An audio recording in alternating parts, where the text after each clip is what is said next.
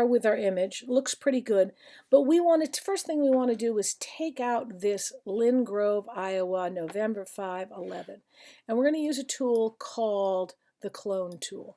Now the clone tool is 1, 2, 3, 4, 5, 6, 7, 8, 9, 10, 11, 11, so in the middle, and it comes up clone stamp tool.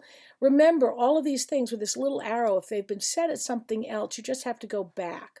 So this might be pattern stamp, you go back to clone stamp tool. All right. Clone stamp tool is a really interesting tool. Now I want you to watch what I'm going to do with it because it's kind of fun.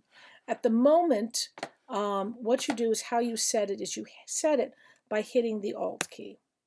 So you hold the Alt key down, you'll see it changes, and you click down once. Now, I've set this, and if I go up here, can you see I can start cloning all these people? And you'll notice that when I pick up, it clones, it moves along with them, right? So I'm going to edit, undo that. Command ZZ. Okay, that is an aligned clone.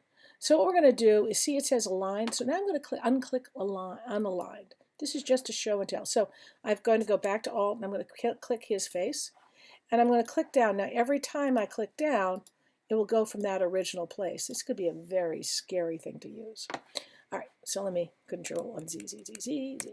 But what we're going to be doing is we're going to be taking this out. So first of all, my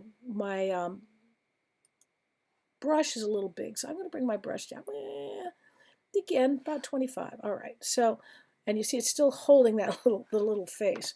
I'm going to hold the Alt key down and go right above the lint, sort of here. Can you see where I am?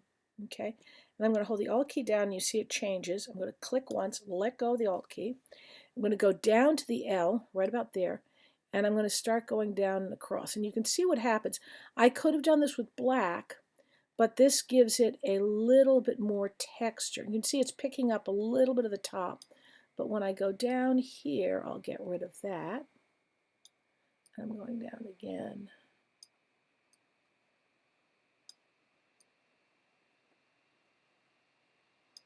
Actually, I should have left aligned on, but it still worked pretty well. Can you see it sort of got a little bit more depth in here? If I left aligned on, it would have been a little different, but I think it worked out fine. All right, so that's the clone stamp tool.